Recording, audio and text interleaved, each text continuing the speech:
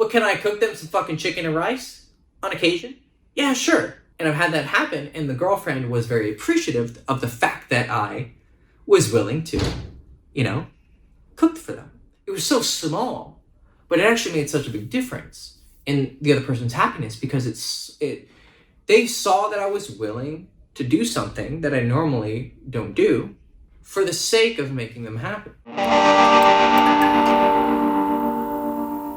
Hey guys, Dr. Castillo Poppy from girlschase.com. Today I want to talk about compromise in a relationship and whether or not you should do it. Now, a long time I made an animated video about compromise in a relationship. And what my thesis in that video was that compromise can be the death of relationships. And kind of years after making that video, I looked back and I said, okay, I see your point, but there was some nuance missing. And the nuance missing in my argument was that I was correct in saying that compromising yourself is the death of a relationship. But what I didn't fully cover was the other side of compromise, which is coming to a compromise, right? Even just in the phrasing, you can see the distinction there. It's not even a nuance, it's a huge distinction, right? Compromising yourself, right? Just think about that phrase. Immediately, negative reaction, like you were compromised. They compromised themselves. They lost their values. They betrayed their values, right? Coming to a compromise is coming to an agreement where you're both giving something. Maybe you're both losing something, but at least you're coming to an agreement rather than being so stubborn that you guys don't come to an agreement. Now, where does one become the other? Where does coming to a compromise become compromising yourself or having the other person compromise themselves? I believe that the line is crossed when you betray a deep value of yours. You're going to change over time. In fact, you should, right? Changing yourself can be negative and it can be positive. It's negative in a relationship when you are compromising your beliefs just to make the other person comfortable and happy. It's not negative when you're compromising when you're changing something about yourself to make the other person more comfortable and happy with the relationship, if that thing is not super important to you. Now, there can be some trouble there where I remember there's a great set by Joe Rogan. I don't remember which special it was, but he's doing this one joke. And he talks about how he lives in a house with all girls. His wife, and I think he has like 2 or 3 girls. I think he has all girls. Not really sure, but I'm pretty sure. And he talks about how his masculinity is like this mountain of marbles. And over time, with his wife and his daughters, they've slowly gotten him to give up on little things. Whether it's making the house more girly, painting it a certain color, putting certain decorations, decisions of what to watch and what to do. And he used the metaphor of the marbles where his wife and his daughters would come and take one marble at a time, right? And he kind of played as them, and he's like, being sneaky and being cute. And he's like, at first, it's not a big deal. But then over time, when they take enough marbles, what you realize is that you've lost your manhood. Now, he's self-aware of it, and he's still a pretty dope guy, and a lot of, I don't know him personally, I can only judge him based on what I see, but seems like a pretty cool guy, right? But he had a good point with this metaphor, and that is, you can change yourself, right? And you can say, okay, I'll change this, I'll change this, I'll change that. But there will come a point where you've been so changed over time that you no longer are recognizable to the person that you were before. Now, this can sometimes be positive. You can make a bunch of positive changes. But if you change for someone else, especially if they're demanding it, now this is also a nuance that we need to be aware of. Is the other person demanding it, right? Are they asking of a behavior? Or do they seem to be really consciously demanding that you change in a certain way to suit their desires, right? And that can be tricky because they're your girlfriend, right? So you care about them and you care about their opinion. you couldn't not, right? If you're in a relationship with someone or you're married to someone and you care zero about what they think and feel, okay, that's a fucking weird ass relationship. Like, even the manliest man and the most successful dominant man, even a king, is going to consider what his queen says, right? He may still at the end of the day be the king, but he's going to consider what his queen has to say, and her opinion is going to affect him and have an effect on him. So is that person, and like I said, it's difficult because you care about this person. Are they trying to change you? And is their motivation positive? And they may even think their motivation is positive, but it could be negative, right? Now, you can usually see this retroactively if you look back on a relationship and go, yeah, that person was trying to fuck with me, like they were toxic. And when you're in a relationship, though, you usually don't want to admit that. No one wants to admit they're in a toxic relationship, because the moment they were to admit that, they would have to break up, right? And a lot of people are afraid to do that because they don't want to be alone, and etc. But as I look back on certain relationships, I saw the behaviors that she was doing, and I don't even know if it was conscious, right? They were consciously trying to, take away my manhood, right? But I think that it was a byproduct of what they were doing. I knew one girl who, I think she was pretty conscious of it, because she kind of told me how she played other guys, and she was we weren't really in a relationship. I think she thought I was, and we would sometimes say we were, but it was kind of one of those vague things. But she would she was trying to make me into more of a gentleman. I was kind of wild at that time, and she was trying to teach me to, and she would just tell me outright, I don't like when you do that. You should be this way. You should dress this way and kind of be like this, or I like when you do this. And she very systematically point out when she liked certain things. It was operant conditioning, to a T. And she had learned it kind of just naturally. And she told me how she improved other men. And I was like, okay, I get this feeling like you're trying to make your perfect Ken doll. But I knew that once the project was done, you would be totally under control. She was kind of a seductress, kind of succubus. She's a little bit of a succubus, And once I broke free of it, because I was spending time with her, and it was, I wasn't in a relationship where I was just dating her. It wasn't like she had control over me, but I was still with her. So I was still spending time with her to a certain extent. So it was still toxic influence. And I remember when I was like, okay, I'm done with you, because she freaked out over some small ass thing. And I was like, okay, you were really trying to play me. And I knew what she was doing the whole time, but I still it was kind of I wanted to see where it went. I wanted to see how far she thought she could get. And then at some point she asked me to be in a relationship. And I was just like, no. And then she was like, okay, fine, we can be fuck buddies. I'm like, nah. And she lost her shit. And I saw how she was very consciously trying to control me. And I recognized it because I'd been that person in the past. I tried to control people, And I understood that some people can really be trying to tailor you into the person that they want you to be. So if you're in that situation, then compromise is very dangerous, right? I give you that horror story to kind of, because people are in horror stories right now. Someone watching this has been through a horror story, or is one, or is about to, because they're dating someone who's super toxic. Unfortunately, though, a lot of the advice in the sphere of business, this pickup community and red pill, we kind of focus completely on the horror stories, right? So I don't want to cloud your worldview as if that's the only thing that can happen. Women are going to fucking dismantle you and control you. And I've had that perspective at times, and it's healthy to be aware of it, because it is true. There are toxic ass women out there, and they can, and unless you know how to recognize them, they're going to fuck you over. And to some extent, they might even enjoy it, right? So you need to be vigilant over the toxic women. However, there is a certain level of compromising that you can have with a woman. So the line is, you need to be aware of this person's motivations. Do you see that she's a positive person, that she's an honest person, that she cares about the people in her life, that she goes out of her way to resolve conflict, that is she compassionate, right? You can come to these conclusions if you pay pay attention to someone's behavior, not just towards you, but everyone else in their life, their family, their friends, their work, right?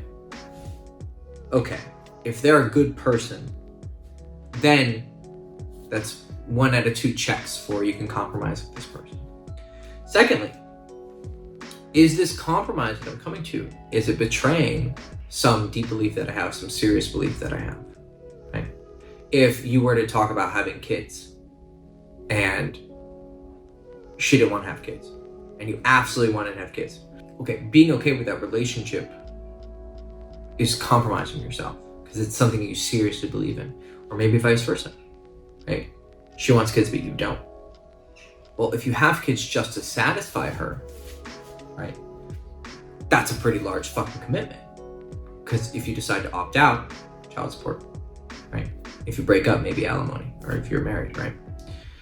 So that's a very extreme example, but I'm sure right now there's someone who's about to compromise and someone who isn't. Moving to a new country, right, that you don't want to move to, or you do want to move to, but she doesn't want to and you stay. You know, taking a new job, pursuing a dream, right? Pursuing a hobby that you want to, right? But because you go to this hobby, you know, you have to spend less time with her. Or you're not gonna go do that hobby because, okay, so there's levels to this. There's super like big life decisions. Those should never be compromised. Absolutely never. Unless you come to a new desire because you don't feel like you want to do that anymore. Maybe you feel X way right now, but in 3 years you feel Z way. Okay, that's fine. They may have had some part in that influence, even subconsciously, but you decided you cared about this, right? Something medium, like, you know, not life issues, but not something trivial. Those can be given and taken. It depends. Are you giving something that is important to you? Are you giving up a hobby? Are you giving up? Here's one thing, like, it's so trivial, but it was important to me. I was in a relationship where I liked to really just sit around and play video games. And also, I wanted to get work done. But the thing is that I worked from home. So I was always in this weird situations where it kind of like felt like I was free to her and to me, right? And she lived in my building too. So, you know, we were kind of really close to each other. And she wanted to spend a lot of time with me. And I wanted to spend a lot of time with her too, but I would see myself spending time with her when I knew I just wanted to be alone, because I'm kind of a loner. And I like to spend my alone time. And also I just want to sit around and play video games. But when I would do that, she would get upset. And she would complain. Sometimes it would just be that light complaining. Oh, come on, me. And sometimes it would be like, she'd get huffy and puffy and upset, right? Now, I'll give her some credit. She was 19, so, you know, it was her first serious relationship. But still, I kind of compromised a few times. And I allowed myself to get upset. And over time, I took that out on her. Because when you compromise yourself, you're going to resent the other person for you're going to feel buyer's remorse, right? You're going to feel like, okay, you got them into this, they got you into the situation, but you resent them for kind of persuading you into that situation. And it ended up being one of the causes of our breakup. There was other issues, but one of the biggest issues was I felt like she was demanding of my time, and I was resentful of her for demanding of it. And I was also resentful of her when I did give in, and I felt like I was compromising. And there was other issues that I felt like I was deeply compromising on as well. And I just, one day I decided, you know, fuck it, I can't be in this relationship anymore. So I chose to break out rather than compromise myself, and it was the right decision. I felt immediately amazing the day after I broke up. And then I found a future relationship that was much better, where I didn't have to compromise because they were more understanding of me, right? So compromising or choosing not to compromise can ruin your relationship, but it's better to stick to your guns if you truly believe in whatever it is, even if something as stupid as you like to spend your alone time. It could be reading books, it could be playing video games, it could be fucking playing tennis, it could be whatever. If that other person is consistently going to battle you on that thing, you're gonna have to make a decision. Now, if it's small fucking things like doing the dishes, or they would appreciate if you texted them a little bit more, and you're like, well, I'm not much of a texter. I don't like to fucking text, right? I've learned how to do it, and I know I can check in on a person, right? But I prefer not to. I just go silent on most, even close people in my life. I just fucking disappear. And they know it because they know that's how I communicate. I just, I kind of have this, I've always had this mentality of I don't want to need anyone, right? To a certain extent I do, but I don't want to be in a situation. I don't want to need anyone emotionally, socially. Like, I want to be as independent as I possibly can. And so I am kind of a hermit in a lot of ways. And people know that in my life. But if a girlfriend was like, hey, can you occasionally text me? I like to feel that you care about me. Okay, I can send a fucking text. I can spend, 1 minute or a couple of minutes out of my day to check on the other person, make them feel better. Okay, not a big deal, right? Might be a little bit annoying to me, but who the fuck cares, right? It's a small thing that I can compromise on, right? If a girlfriend is always cooking for me, and then she asked me to cook one night. Okay, yeah, of course I can cook for you, right?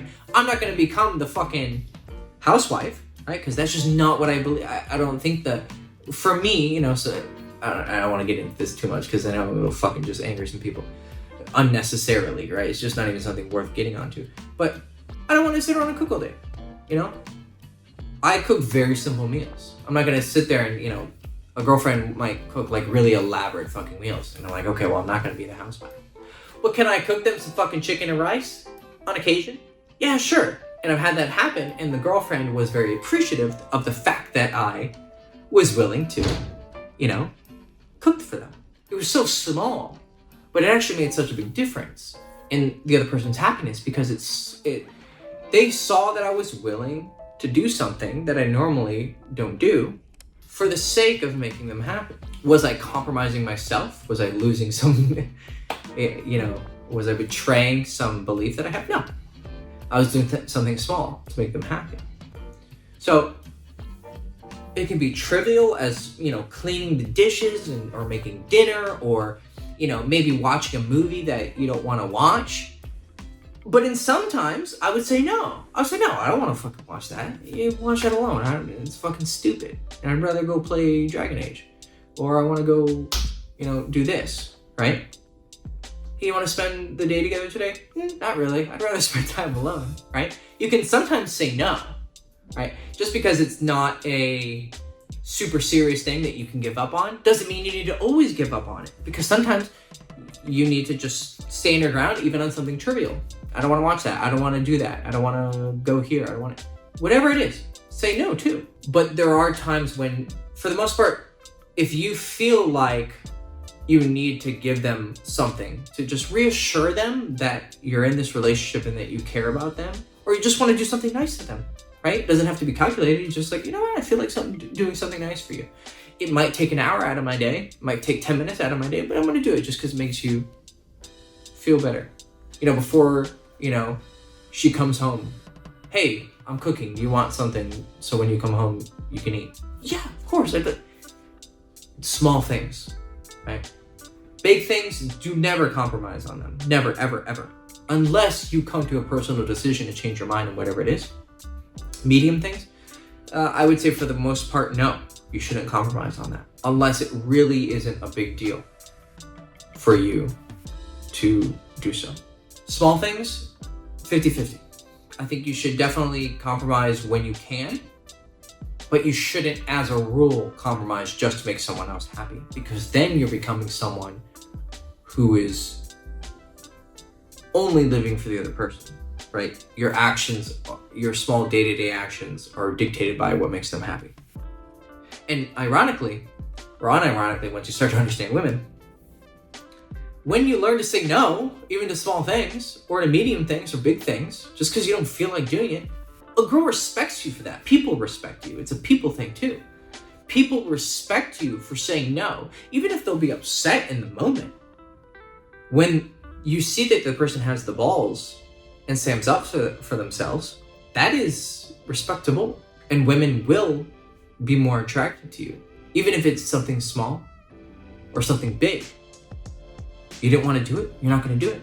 You don't care if they're your girlfriend or your wife. If you don't want to do it, don't fucking do it. But there's also times when you want to make the other person feel cherished and appreciated and loved. And it's not a big deal for you. So you can compromise. So at the end of the day, don't compromise yourself, but you can come to compromises as long as you want to. And if you do it enough to make them happy, but not so much that you become a slave to the relationship, that's the perfect balance that you're looking for. Cool. Hector Castillo Poppy from girlschase.com. Hope you enjoyed the video. Please like, subscribe, ring the bell, leave a comment if you agree or disagree or have some question about compromising, or a story that you compromised on, or you don't know what to do in a future situation or current situation, and you're wondering if this is something that you should come to a compromise on, or you feel like you're compromising yourself on. Leave a comment. Please follow me on Instagram. You can send me a DM and ask me questions about relationships. And again, hope you enjoyed the video. Hector Castillo Poppy from girlschase.com. I'll see you soon. Ciao.